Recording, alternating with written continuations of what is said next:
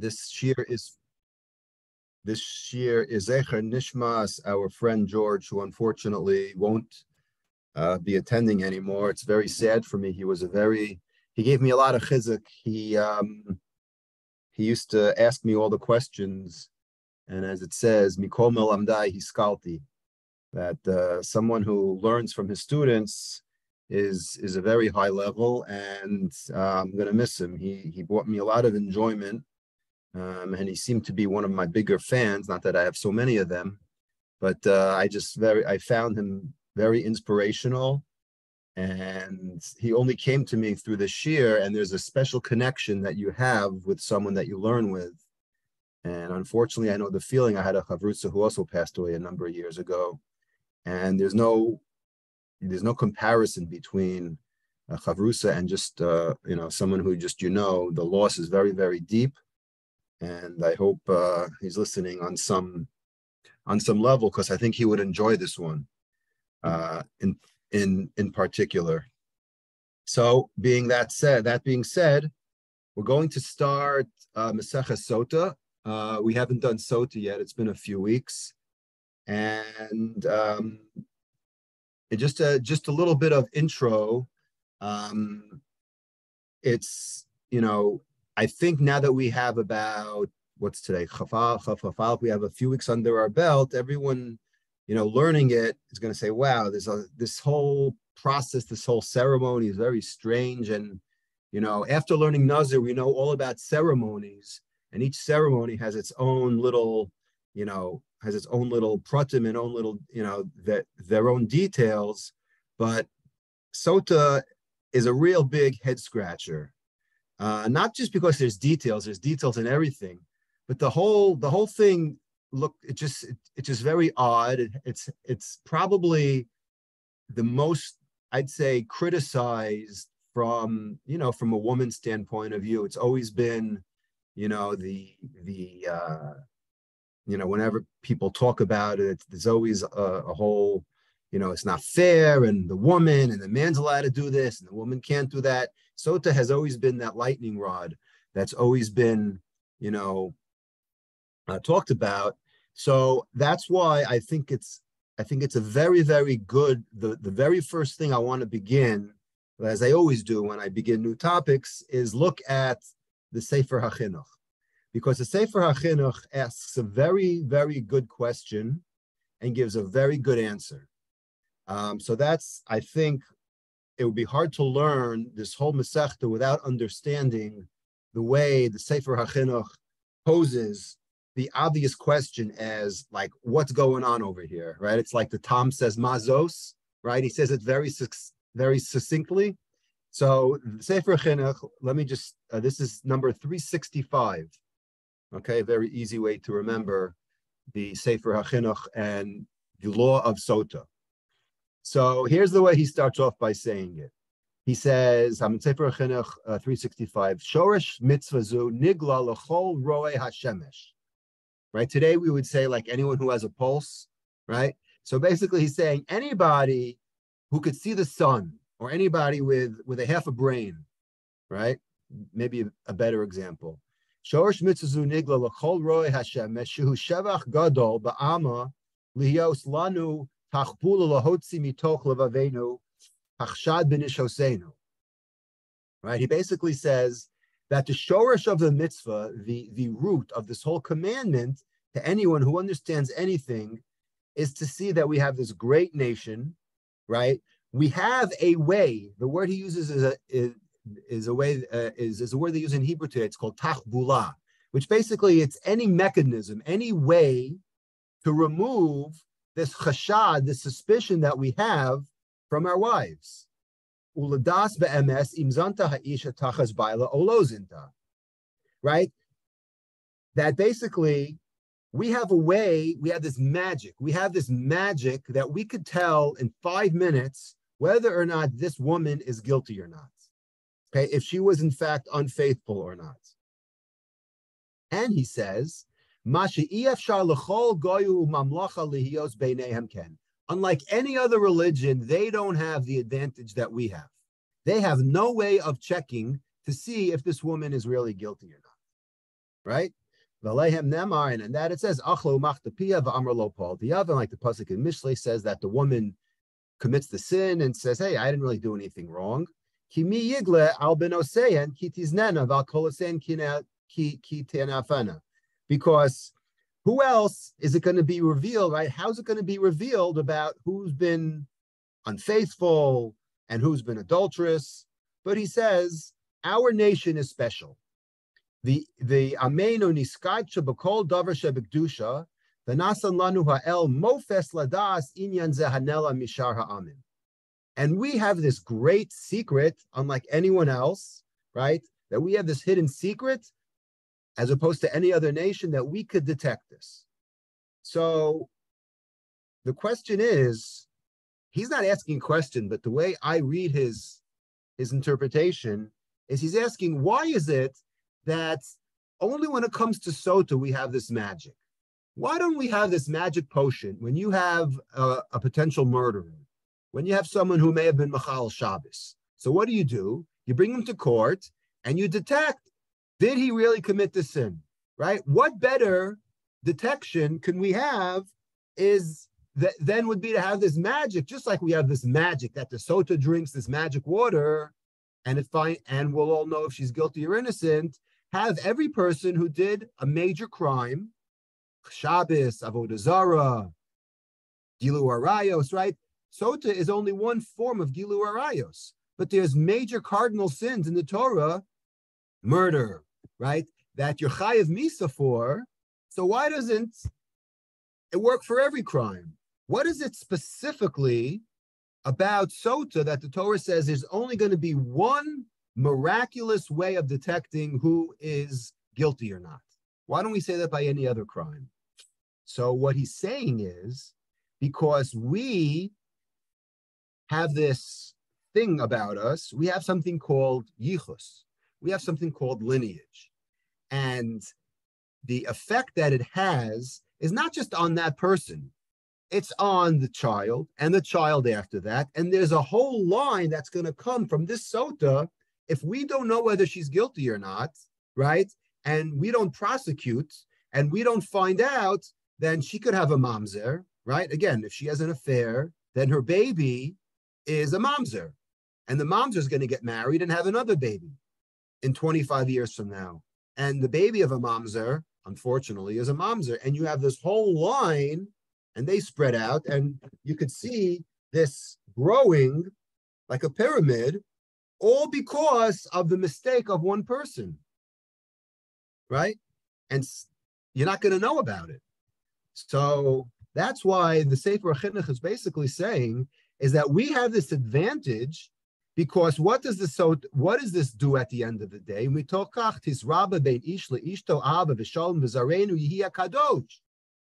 our children are going to benefit from this way of detecting whether or not she's guilty or not.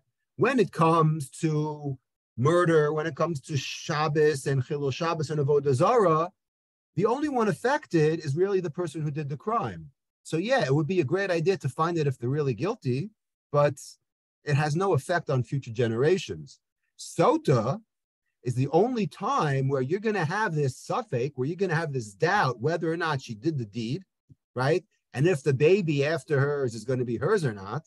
And that's why it's very important to know for future generations why or who this baby belongs to. So this ultimate test of the Sotah water is the only time this miracle, and the Ramban himself uses the word miracle. He says this happens to be the only miracle out of all the mitzvos that things happen that are not, as they say, kederach hateva, right? Most people don't blow up, right, by drinking water. It has to be done with the offer of the Mishkan and so on and so forth. But I think that's a very good introduction as to why you have all these details in the water. Like, if at the end of the day we're looking to clear this woman and to find out is someone really guilty or not, then we should apply it to everything. But now we know why the Chinuch says we apply it only for the mitzvah of Sotah. So I want to go over just a couple of basic concepts. So we've been learning basically for the last couple of weeks that Sotah is all about the elements of kinui and stira, right? The pasuk says, "Avar lav ruach kina," right? The kina es ishto, and we define it as basically warning, right? That's at least the way Rashi and Chumash defines it. But the Gemara itself is curious as to the lashon. So let's pick up all the way in the beginning from 3 weeks ago. This is good Chazara. Daf Beis, Amud Beis, 2b. On the bottom, about 6 or so lines from the bottom, it says, Amar Reish Lakish. We're 1, 2, 3, 4, 5 lines from the bottom. Amar Reish Lakish. Ma lashon kinui. What does the word kinui mean? So we translate it as, well, if you learn the first Mishnah, it says, what does it say? Hamakana leishto, right? If you warn, right? One who warns his wife. How many edim do you need? So the Gemara says, what does the word kinui mean? Okay, now this is not just a question of, what does it mean to satisfy our curiosity? It has real practical ramifications, as we're going to see in a minute. So the Gemara says, Reish Lakish says, the word kinui means davar hamatil kina beina lebein acherim, right? It's something that produces kina. Shkoyach. What does kina mean? So we need Rashi to use the word ka'as. Rashi says, he brings a pasuk at the end of, it's a pasuk in Hazinu, right? In the poem, it says, hen kinanuni below el. They got me angry by bowing down to idols, right? With avodah zarah. So the word kina, the actual taich of the word, the definition of the word means ka'as, is anger. That's what it means. So what? So now that I know that it's anger, how does that help me understand the concept? So Reish Lakish says, al maksavar, 4 lines on the bottom, kinui al pi atzmo. So this goes back, if you remember, how many witnesses do you need for the warning? So we had a machlokes, whether it was one person, and there was even an opinion that the Baal himself, the husband himself, could serve as a witness, right? Remember that? So it says the Gemara that if you're under the impression that the whole concept of kina is based on anger, so al maksavar, so it must be that Reish Lakish held that what? You could do it, the husband can even do it. Why? Because ukuli al muloyadi dekanala. Because if you follow the story, that kinoi means anger. Why is the husband angry? The husband is angry because nobody knows what's going on. Only the husband and wife are privy to their marital strife. The rest of the community has no idea what's going on. The Amri, and they are saying to themselves, hey, something is strange here. My dekama dekabadla, right? I don't see her anymore going to PTA, going to the book club, hanging around Starbucks. This woman that we used to hang out with is nowhere to be found, right? So what happens? So the Yentas start gossiping and saying, that's very strange. Something must be going on in that household because I don't see that woman leaving the house anymore. Her husband must have some kind of dominion over her. So what happens? The Gemara says, so they're not going to hang out with her anymore. They're not going to know what's going on. So we don't want to talk to her anymore. So who's the anger? The anger is with the community and this woman. No.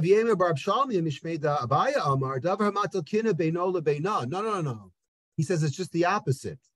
Why? Because the husband is not allowed to be the one who gives the warning. It has to be, as the Gemara says, it has to be done with 2 witnesses and not the husband.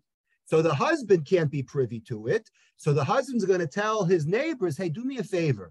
My wife has been acting very suspicious over the last few weeks. I want you to give her a warning. So now we have 2 witnesses. And you know what they say when 2 people know something? Excuse me, everybody knows it. And the Gemara says in the last line, Kuli al meyada dekanila. Everybody knows that what? That he gave her the a warning because he had two of his friends, and the two of his friends tell everyone, hey, you're not going to believe this gossip I have. You ready for this? So-and-so have a problem, and he thinks that his wife is cheating on him, right? So, wow, everyone's going to know about it. This is going to be the talk of the town. The ihu hu da'asi lamevad kina bahada. And now, we'll talk about that later, Hillel. And now, what's going to happen? They two are going to be fighting. The last case was she's going to be fighting with the community because they're going to think that she just doesn't want to hang out with us anymore, right? We're too good for her, or she's too good for us. So therefore, they're not going to like her. So that's the anger. No. Here, the anger is between him and her because everyone knows about it. And she's going to say, you crazy? You told our neighbors to come and be the witness, to give me a warning? How dare you? How dare you think that I'm cheating on you? And bam, right? That's the bomb that's dropped in the house. So that leads to what? That leads to hatred. Either way, there's hatred. Either hatred between her and the community or hatred between her and her husband. So what's the bottom line? The bottom line is because hatred exists, says the Gemara, al maksabre da asur lakanos. So it must be that what? It must be that because Judaism is not a religion that promotes hatred, right? Los tisnes achecha bilvavecha, and that even applies to your wife, believe it or not.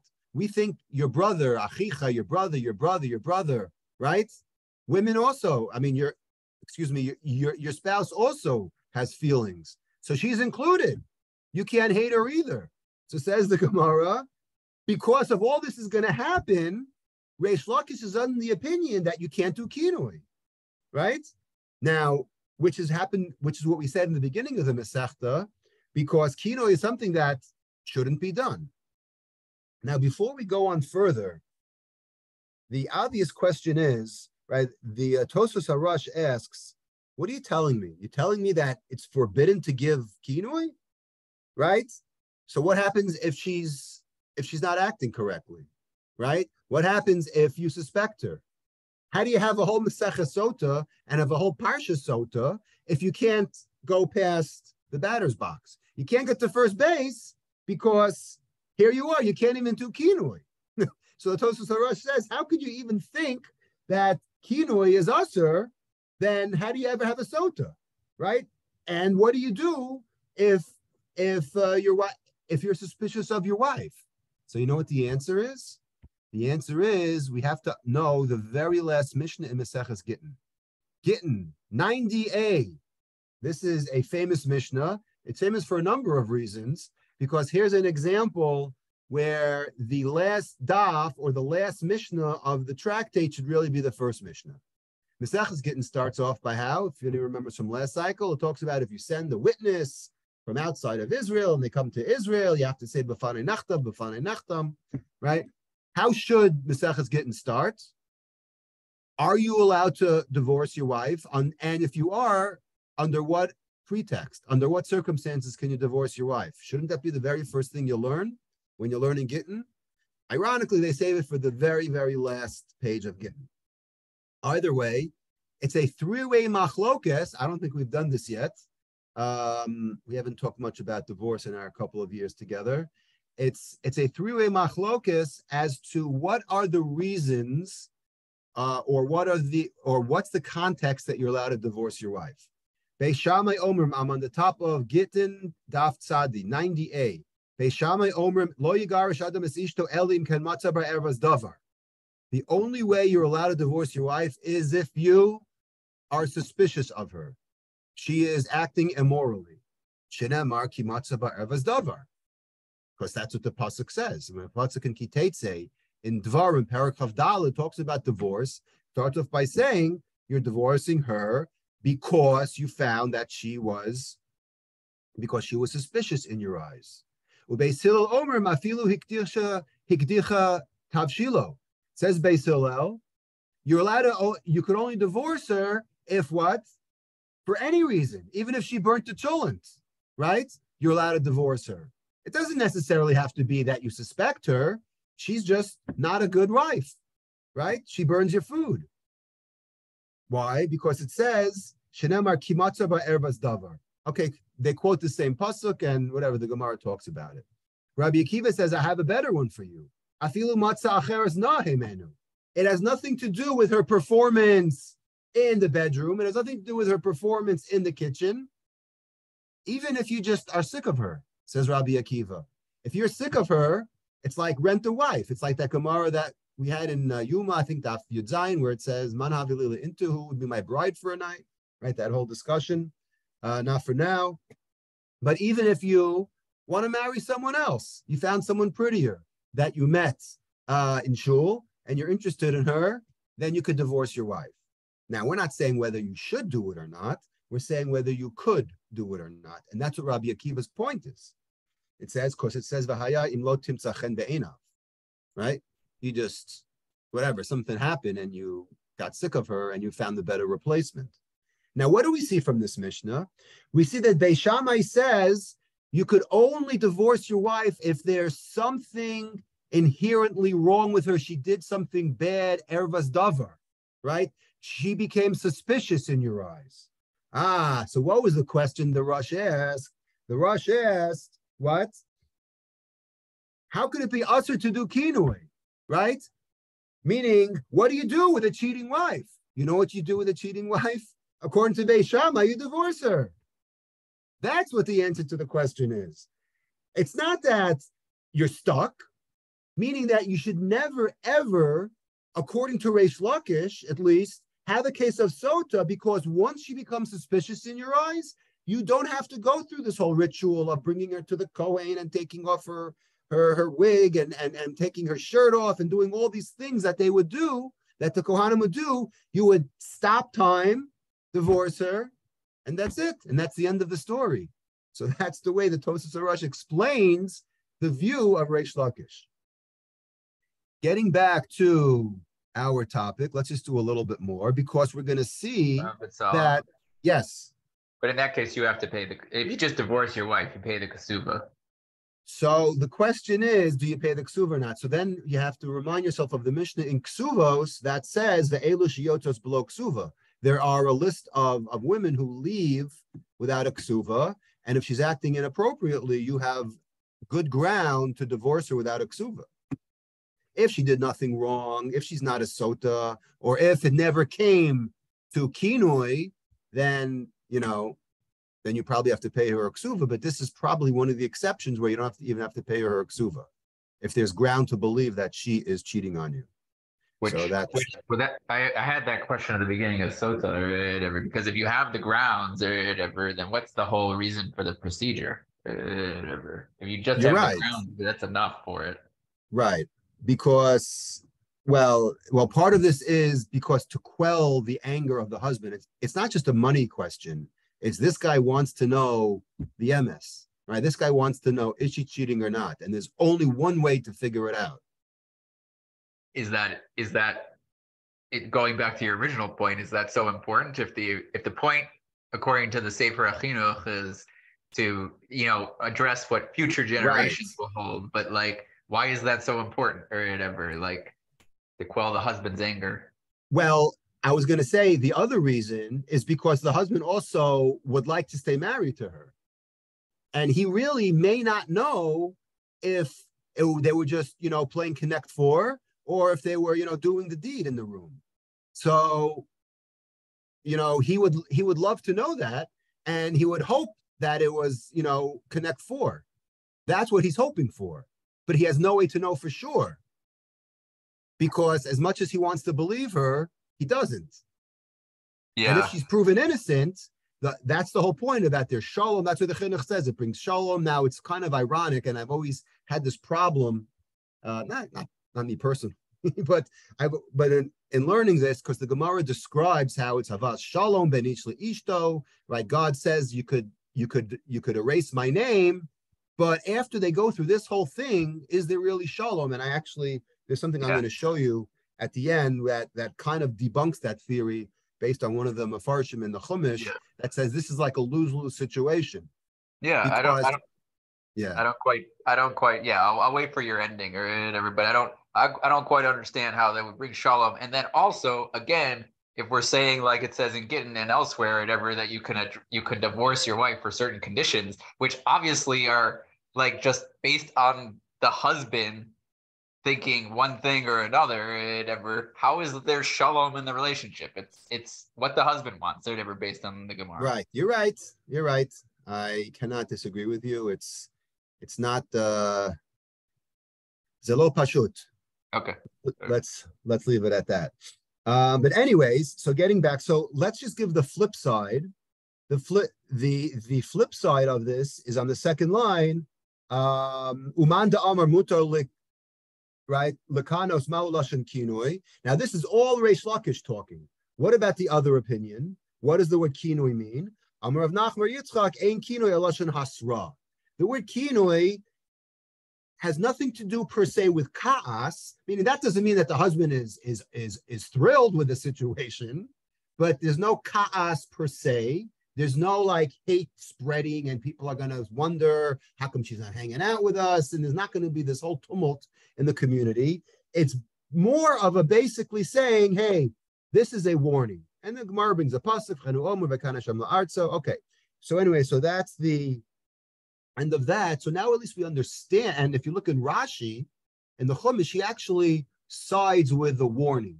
That's why we generally say that the word kinoi is more of a warning and not this bomb that's being dropped where everyone starts hating each other. Although back to your question, how could they not hate each other? You know, it's like the joke, right? When you ask someone, hey, how long have you been beating your wife for, right? You're like, right? Once you start answering that, then whatever you say is wrong. So it's kind of like once you give the warning already, you know, the cat's out of the bag. But anyways, so now we see several meanings of the word kinoi. It means, like we said, warning. It means kas. There's a very interesting netziv I saw. Let's look at the psukim a little bit, because I saw when you actually look at the words, if you look at the words in the pasuk says va'avar alav ruach kina v'kina es ishto v'hi nikma. I'm in Numbers 5:14. Oh, avar alav ruach kina v'kina es ishto v'hi lo. It's a very strange pasuk. It says the husband got some kind of kina. He got into this jealous rage, right?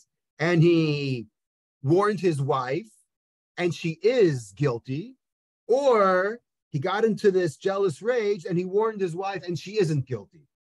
So the Netziv says, why didn't the pasuk just say, right? It should have said v'kinas ishto v'hi nitma o lo nitma. She's either guilty or she's either innocent. It sounds like the Netziv says the Torah gave two different scenarios. There's a kinoi that leads to her being tamei, and there's a kinoi that leads her being not tamei. So just paraphrasing a little bit for time's sake, he basically says that there's two kinds of kinoi. The first kinoi, when it says vihi nitma, right, is that kind of kinoi where he's suspecting her, right? He's saying, like he says, shechoshesh la masha ne'esra alav ayidei dvar mechuarin v'hainu nitma, right? That he really suspects that there's something wrong and she's really, really guilty. The second is the opposite. When it says avro lav ruach kina v'kinas ishto, this is what? This is where he's angry. He is really, really, he's not just warning her. He's really, it's coming out of anger. Umashmod zehakinu kumo elkana, right? Like a wrathful God, right? Shekas aleha. Alfagavdi hilot nidma, even if she's not tamei, even if she didn't do anything wrong. Shelo asta dvarim mechuarim she chayeves bedavar. She didn't do nasty things where she's guilty. Elohu kas alav. He just decided to get angry at her. So the point is, he says, the bottom line, he says, is that this pasuk is telling us that there's two different ways that she could be usher. He either got it right, right? And he warned her, and now she's really guilty. Or whether he warned her and there's nothing wrong with her, there are some people who are very, very sensitive. Like if you go out with your wife and she turns around and says hello to someone and the guy slaps her, that's a very bad relationship. That means that he's very, very jealous. He has something totally wrong with him, supposedly, and she did nothing wrong. So unfortunately, she's suffering, but either way, she's in trouble. Whether he has a basis for his warning or whether he doesn't have a basis for her warning, the bottom line, as the Torah says, is that she is in trouble. So we see, it's funny, the word in Hebrew, kana, kuf nun aleph, we see it means anger, as we just said from this Netziv. And obviously, kinoi over here, this ruach kina, that he got into some jealous, rage. But we see that anger and jealousy are really closely related in the pasuk. So I was wondering, what do today they say about the relationship between anger and jealousy? So I saw a interesting article about this concept, and I'm reading from phys.org. Okay, it's one of these scientific publications from 2022, The Science Behind Jealousy. Jealousy can feel like a useless, silly, and destructive emotion, but it actually serves an important protective purpose. Okay, this writer, she pondered things like the evolutionary purpose behind romantic jealousy. So what is jealousy? So jealousy, I'm reading just, Pashat Pshat of what jealousy is. Jealousy is a complex emotion involving feelings of insecurity, fear, anger, anxiety, or resentment. So here we go, right? That's why we have one word. I don't know any other languages where this applies to, but Hebrew language is always known as the language that's very efficient, and that you'll have the same word, right? Like if you say in English jealous and anger, they're completely different words. In Hebrew, though, the shoresh though is the same, and that's what the Torah is telling us, right? You don't need some professor from the school and wherever laboratory she's in to understand that. She says researchers define jealousy as a threat to the relationship that comes from some kind of rival or external source. So here you go. You have this person, you have this husband thinking that there's a rival out there. So that brings up jealousy, but obviously he's angry, right? So this causes him to be angry. So anyway, so I thought that, pretty much, is a very simple explanation as to why the Torah and the way that Netziv says that there's a jealous fit that he has. But he's right because she is tamei, or the guy goes completely berserk, right? He's completely angry, and she's not at the end of the day. So either way, like we just said, she's in trouble. But jealousy and anger we see are clearly related, and obviously you don't need Webster's dictionary to back that up. So I thought that was interesting on the scientific note. And just a general note, just how we view, kina. Obviously, there's a very famous Mishnah in Pirkei Avos that says the following. This is from the 4th parak of Pirkei Avos. Rabbi Lezer HaKapar Omer, Hakina v'hataiva v'hakavod, motzia nesa adam min ha'olam. So we know that like the worst 3 characteristics a person can have is, and they're all related, of course, is kina, kavod, and taiva, right? The kina, right? Jealousy, taiva, right? It's like, what are the 7 sins, right? The 7, whatever they're called, right? Envy, lust, and the desire for honor. Those are like the top 3 that, what does it say? Motzian asa'adim min ha'olam. Puts a man out of the world. I found a beautiful interpretation on this from the Shloh HaKadosh. He says, what does it mean, Motzian asa'adam min ha'olam? He says, you know what it means? Hem hotziu es ha'adam harishon min ha'olam. The Adam, of course, is referring to people today, but it's specifically referring to Adam Harishon, right? Adam, as we call him. Why? Ki hayasham kinas hanachash ben Chava. Let's go back to creation. As we learned in Daf Yomi about 10 days ago, right? Beginning of Pesach, remember the whole story of the snake? Snake wanted to marry Chava, right? And kill Adam. What was that whole thing about? The snake was jealous. Snake didn't have a mate, so it picked Chava. So right from the get-go, we had Kina by the snake. We had Taiva. What was the Taiva?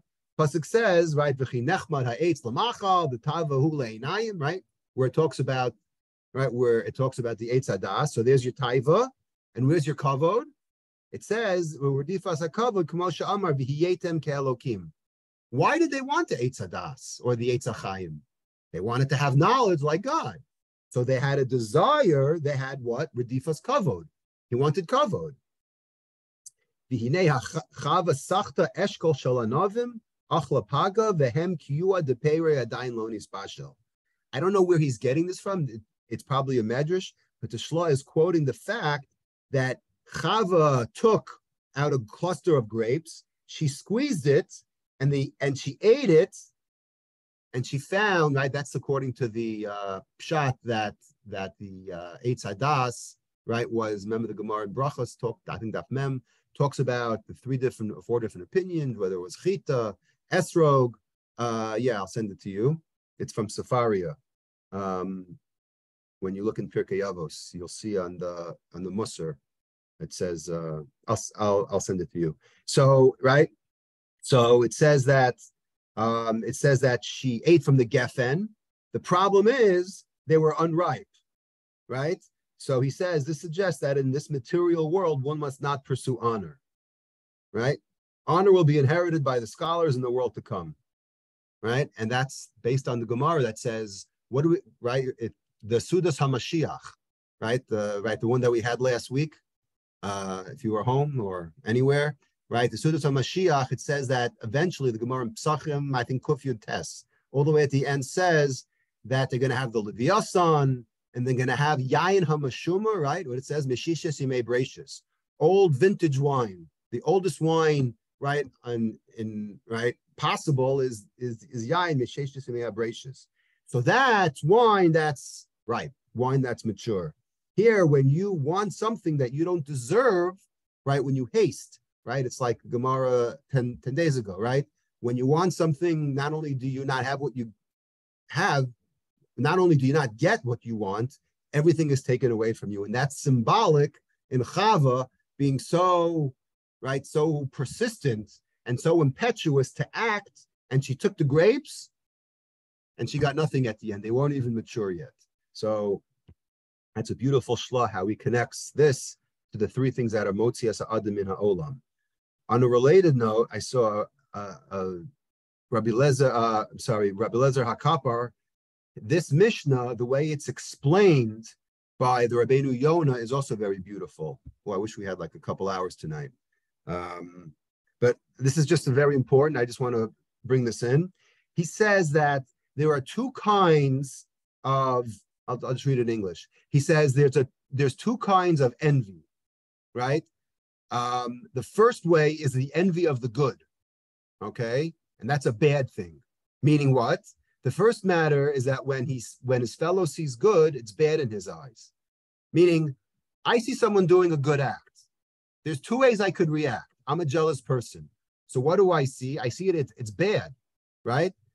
So when I see someone occupied with Torah study and the commandments and goes on to the good path, he begrudges him, as he hates those who love God and those that do his will, right? So I see someone doing something I don't like, so I hate this person. That's the first. This trait drives him from the world and is the greatest evil and envy. Okay. The second type is not that bad in his eyes, right? From the angle that he hates the path of the involvement in the Torah. Rather, it's that since he does not walk in that path, he also does not want his fellow to go into it as well. Meaning, I don't like it. So the fact that I see you doing it doesn't mean I hate you per se. It just means that I don't want you to do it because I don't like it.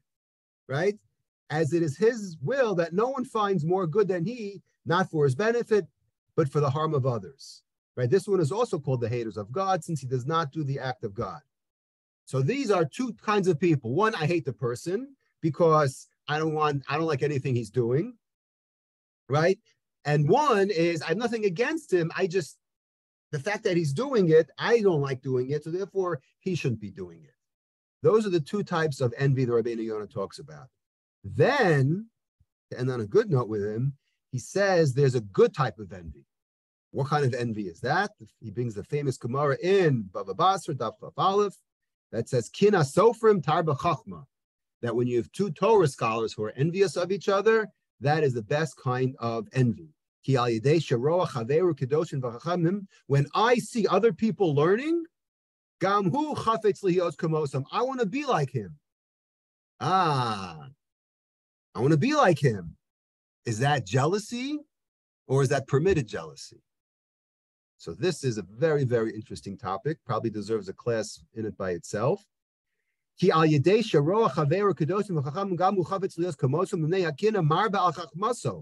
And when I see him learning, what do I want to do?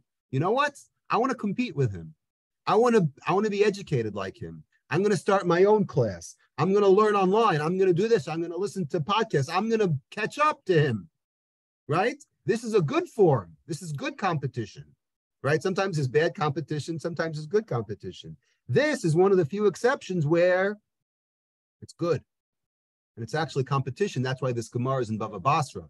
Because the second paragraph of Bava Basra talks about opening up a store next to your friend and taking away his business. That's masagvul. That's no good. But when it comes to the rabbinate, right, you're allowed to compete. Again, there's a lot to be said about that, but let's just leave it at that.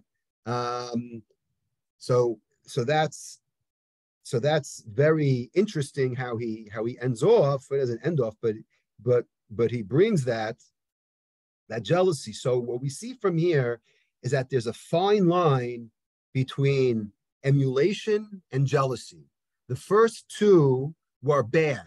Ooh, I don't like it. So therefore, the fact that I see my friend learning, I can't stand learning. It kills me. The fact that I see my friend doing it, right? I hate it. That's the worst form, says Rabbeinu Yonah. But when it comes to someone who wants to strive to learn better and someone who wants to emulate to someone, then we see an interesting phenomenon where that emulation leads a person to be like the other person, and it's positive. And I found another scientific, because I always used to, this is a debate that I used to have with someone I won't mention about sometimes, forms of jealousy are very good for you to strive harder. Meaning you see your friend has a brand new sports car and you say, whoa, I want to be like that. Meaning you may be jealous of him, but why does he have this $100,000 sports car? Well, because he went to college, he went to graduate school, and he spent 7 years, right, interning medical, and he finally started to make money at 33, right? And when he made money, he made a lot of it. So therefore, I want to be like him. I want to put in 10, 11 years of schooling, right, to be like him. Now, on the one hand, you're a little bit jealous, but it's leading you to good things. So here you have, I'm going to read from this article, very interesting. It's from Psychology Today. Look at that, a lot of psychology today. This is where I miss George, because I know he would have been all over this. Envy or emulation? No, self-esteem. So I just want to read a little bit. Whenever I come across someone who is better or more successful than I am, I can react either with envy or with emulation. According to Aristotle, envy is the pain. Listen to this line. This is a mudna. I don't know how to say that in English. This is a mudna line. According to Aristotle, envy is the pain that we feel because others have good things, whereas emulation is the pain that we feel because we ourselves do not have them. I'm going to read that one more time. Envy is the pain that we feel because others have good things, whereas emulation is the pain that we feel because we ourselves do not have them. Are we focusing on someone else, or are we focusing on ourselves? Tina Sofrim Tarba Chachma, the Gemara in Bava Basra says, is about ourselves. It's not that I'm jealous that rabbi could give a shiur for 2 hours and he knows Shas by heart and he's I don't care about him per se. I want to be like that, right? What was the commercial in the 90s? I want to be like Mike, right? You had Michael Jordan on these commercials. You want to be like him? Then you got to put in 10,000 hours. You got to put in 20,000 hours. Don't be jealous of him. Take a lesson, right? Yes, Baruch Yosef. Well, just a couple of comments on that is first of all, the question of emulation is: are you learning from somebody, or are you simply copying them? Or whatever. Emulation can sometimes be a learning, like you might be learning from your rabbi, right. and you know, as opposed to just copying and not thinking for yourself. But you know, yeah, but that's my general thing, and Okay. that there's a nuance or whatever to Yes. emulating and learning. I know you're 100% right. 5 minutes doesn't do this justice. Let me just finish the article because it's a great article. This is a subtle but critical difference. Unlike envy, which is useless at best and self-defeating at worst, emulation is a good thing because it makes us take steps towards securing good things. In the modern world, it strikes me that whenever a person comes across another who has something that is highly valued, for example, power, wealth, or tranquility, the most common reaction is envy, disdain, or disdain. In short, anything but admiration and emulation.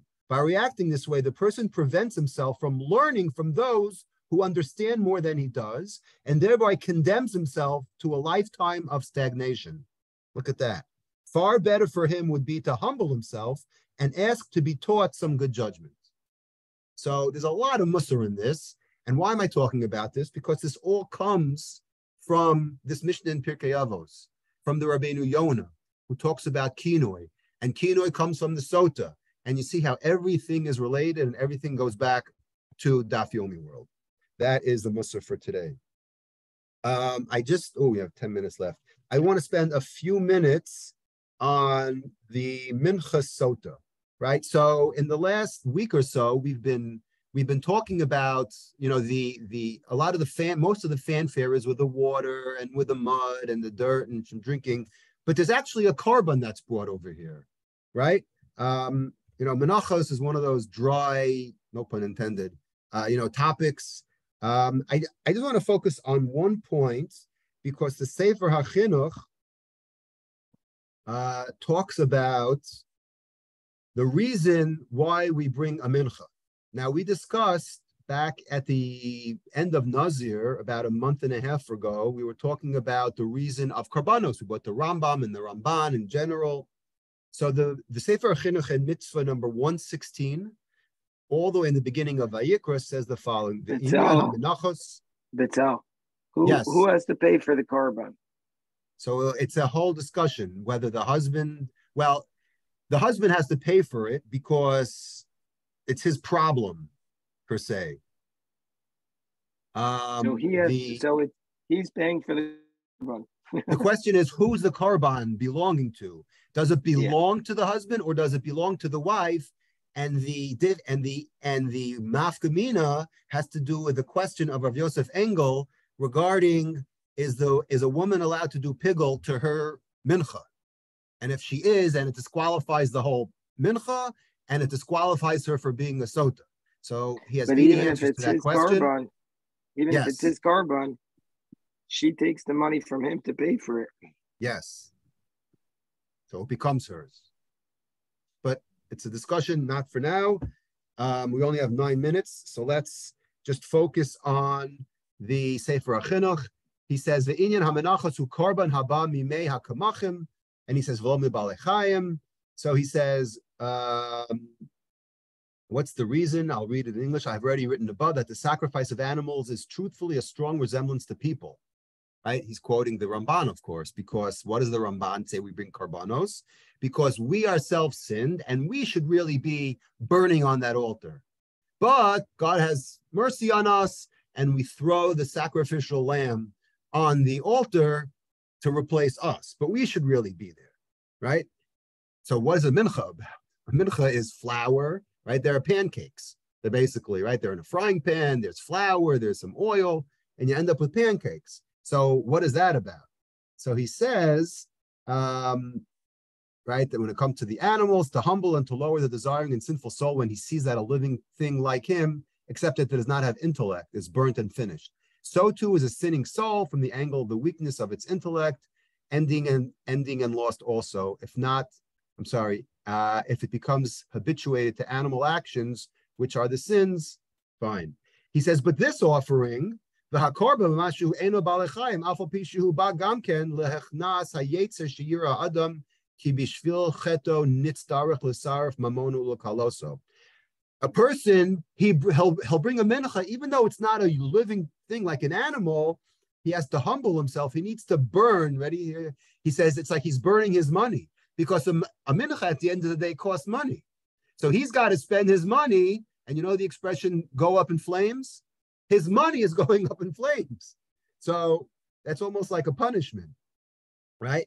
So that's why, and it appears according to the simple understanding that therefore it is called a mincha, a gift, and its content is less than a living sacrifice, just like gifts of people are usually with little.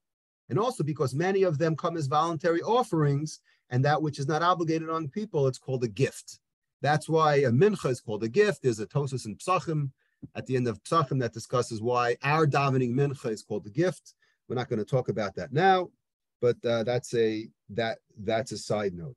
So what's the pasuk that says that you have to bring a mincha?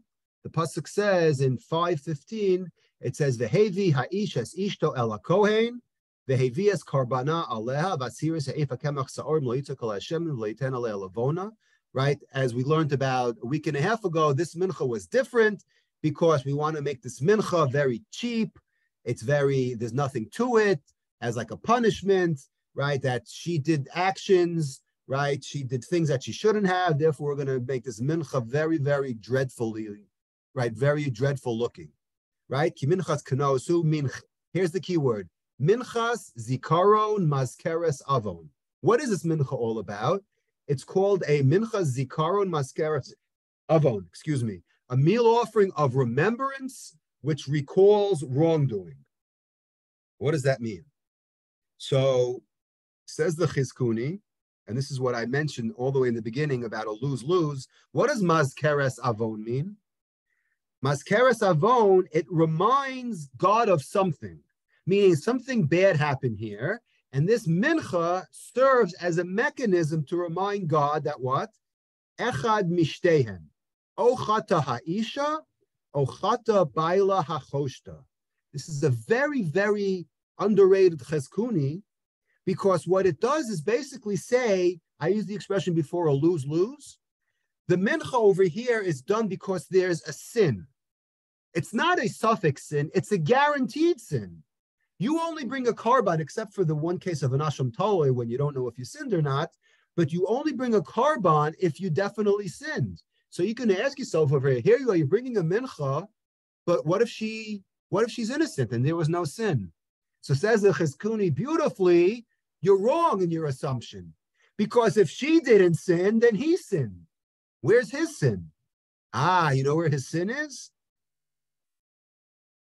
Chata baila hachoshta, because the husband committed a sin by suspecting her and being wrong.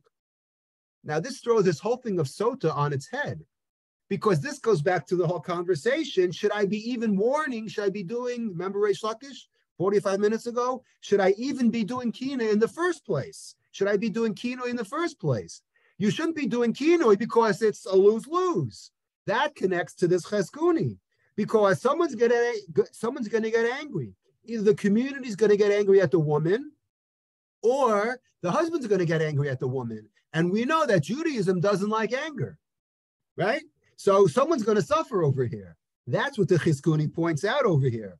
Once you do this, either she's wrong because she's guilty and she blows up, or the husband at the end of the day looks like a big loser. I was going to say another word. He looks like a big loser for putting her through this whole ordeal. She walks home saying, honey, I told you so. And you know what the irony is? All the way at the end of the Parsha of Sotah, you know what? She's guaranteed to have a baby. Out of all this thing, after this whole thing blows over, her merit is having a baby. And if she had bad babies in the beginning, bad. If she had funny looking babies, the Gemara says later on in Sotah, we'll have a class on it in about a month from now, if we're not in Saudi Arabia. She has good looking babies. If she had black babies, she'll have white babies. I didn't say that, the Gemara said that. If she has daughters, she's going to have sons.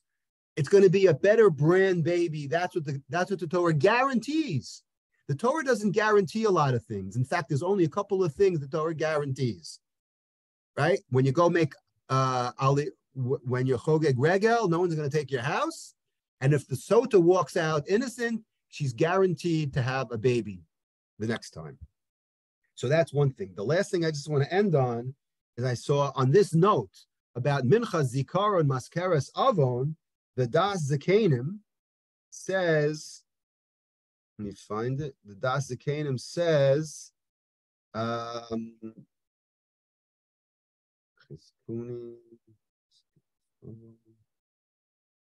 I not? Hold on one second. Das Zakanim Maskeres Avon. Sha'ar menachos baos lachaper avon, right?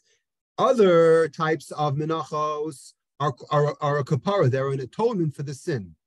Minchas choteh or minchas nedava, right? Like a minchas choteh or a minchas nedava v'nosim behen shemen ulavona. You prepare it very, very nicely. You put shemen, you put oil, you put lavona, so it smells good. Kedei sheyeh hakorban mitamer va'ola l'reich nichoach, so that the smoke goes up and it's a pleasant aroma for God. This is not a good mincha. There's no merit over here. It's not coming to remind God of anything pleasant. Ela lagalgel avon. Interesting words he uses. He says it's what? It's a reminder of his sin. Now again, what sin? She's the one who sinned. So again, it goes back to this whole thing. I think, like we said before, that someone in the end comes out losing. Either he loses or she loses. So it serves a reminder of the sin. So therefore, lefichach lo yehe karbana muhudar. Her karban, Shmuel doesn't say his karban, it says karbana. Her karban is not muhudar. We make it all messed up because of the sin that was potentially committed over here. So that's more of an understanding of why we have this mincha. Because again, whenever we see minchas, it's always, referring to either a donation or someone who sinned, a chatas, someone who can't afford, right? We have this concept of olav yored. If you can't afford if you do a certain type of a sin, if you can't afford an animal, you're in a lower tax bracket, you bring a minchas choteh. Tax day today. Okay, there's the connection. And it is 9 o'clock on the nose. And on that note, any questions, comments?